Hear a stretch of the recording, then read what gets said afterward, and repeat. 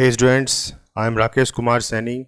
Welcome to my YouTube channel, My Notes. Now we are going to start a very important chapter, that is vectors. And it is not only important for class 11th students, but it is also helpful for 12th class and also for those students who are preparing for their competitive exams. In this, I have covered everything about vectors that you need to know from basics to advanced. And of course, your notes will going to be prepared by side.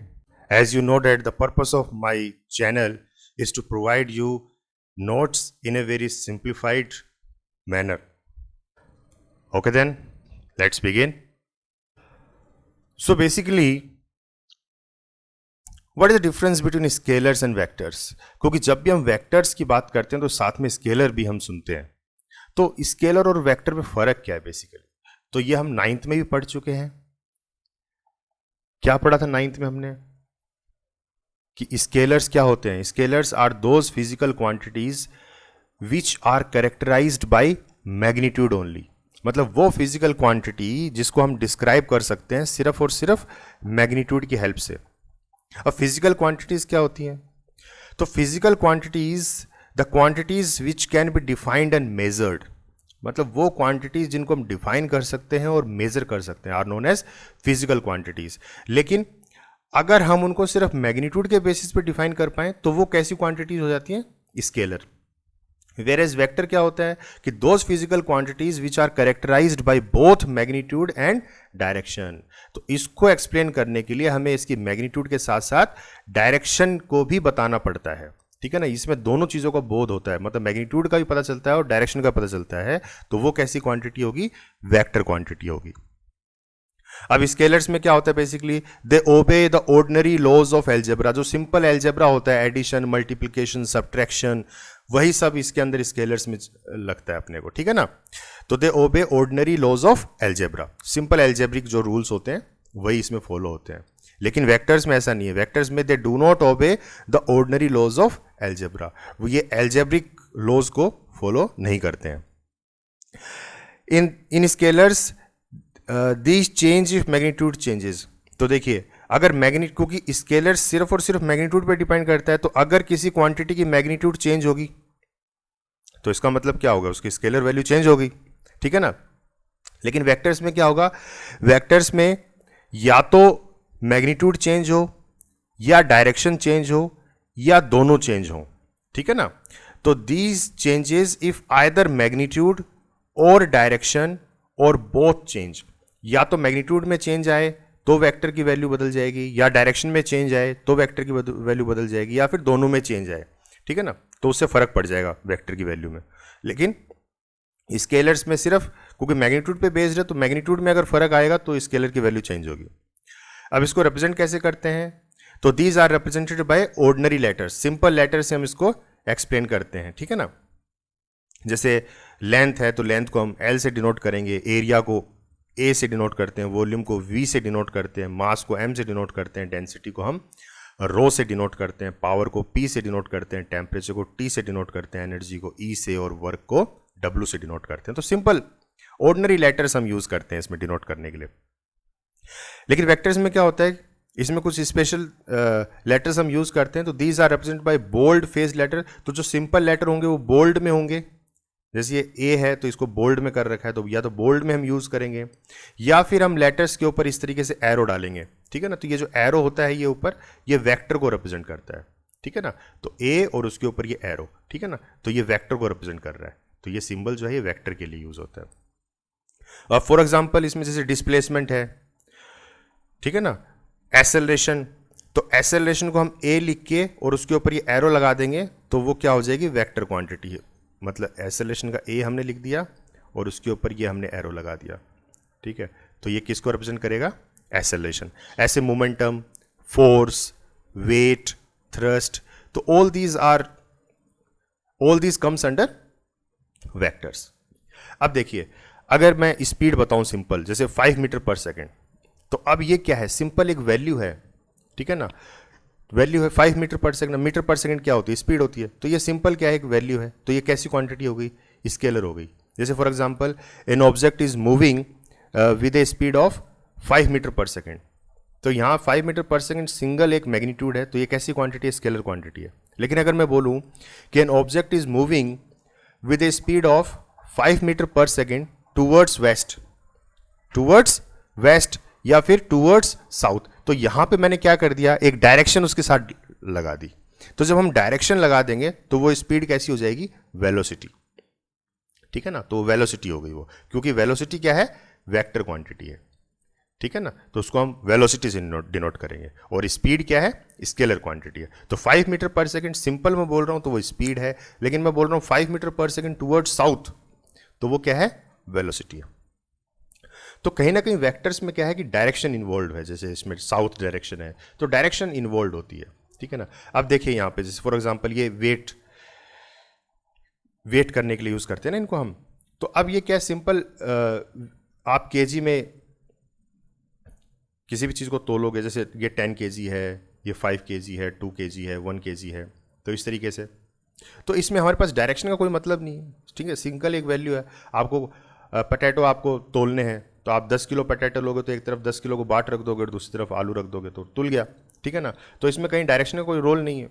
लेकिन अब देखिए इधर, जब हम force apply करते हैं, ठीक है ना, तो फोर्स अप्लाई करते हैं तो आप लोगों ने पढ़ा है, तो फोर्स कैन बी पुश और पुल।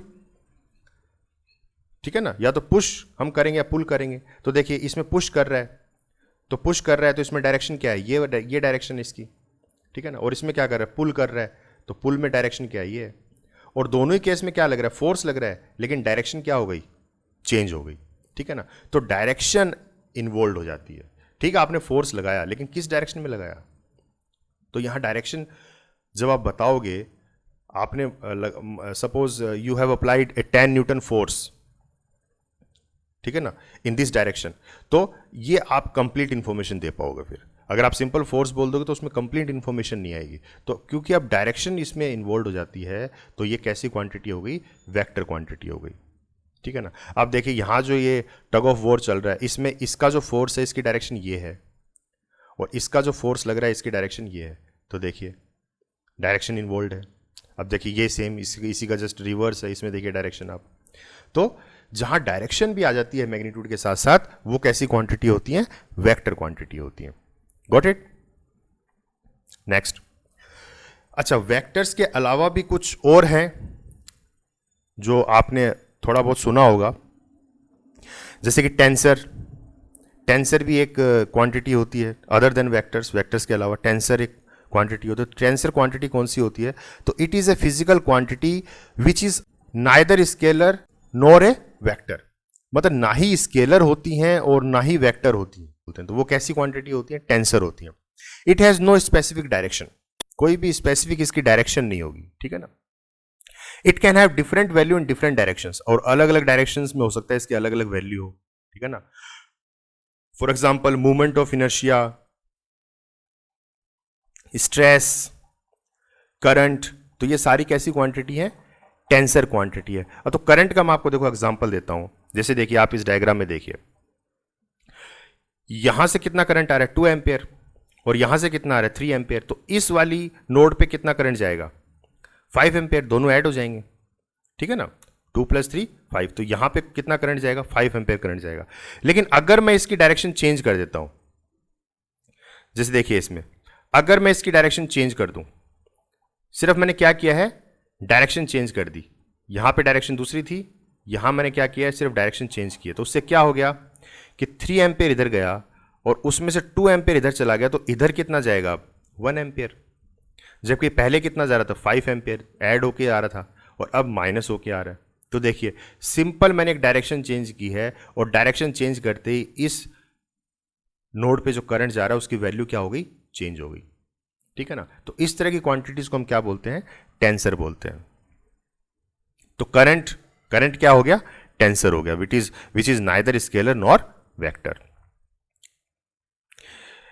इसी तरीके से हमारे पास पेसिडो वेक्टर्स होते हैं, या फिर उनको हम रोटेशनल वेक्टर्स भी बोलते हैं, या फिर एक्सियल वेक्टर बोल दो इनको, ठीक है ना, एक ही नाम है ये। तो these vectors associated with rotation, ये रोटेशन से रिलेटेड है वेक्टर्स, ठीक है ना। एक्सियल वेक्टर, रोटेशनल वेक्टर या पेसिडो वेक्टर्स, ये किससे रिलेटेड है? रोटेशनल मोशन से रिलेटेड है, ठीक है ना। तो जैसे रोटेशनल मोशन में जैसे ओमेगा है, तो ये क्या है हमारे पास? ये एंगुलर वेलोसिटी है, ठीक है ना। और ये अल्फा बार, ये हो गया हमारे पास एंगुलर एक्सेलरेशन, ठीक है ना। ऐसे ये है लीनियर मोमेंटम और ये है टॉर्क, ठीक है ना। तो ये सब कैसी हैं? रोटेशनल वेक्टर्स में आते हैं। क्लियर है? इसके अलावा पोलर वेक्टर्स, जिसको हम ट्रू वेक्टर्स भी बोलते हैं, तो ये क्या होते हैं? तो these vectors associated with linear directional effects. तो लीनियर डायरेक्शन मतलब एक ही डायरेक्शन में जो चलते हैं, ठीक है ना, वो इसमें इन्वॉल्व होते हैं।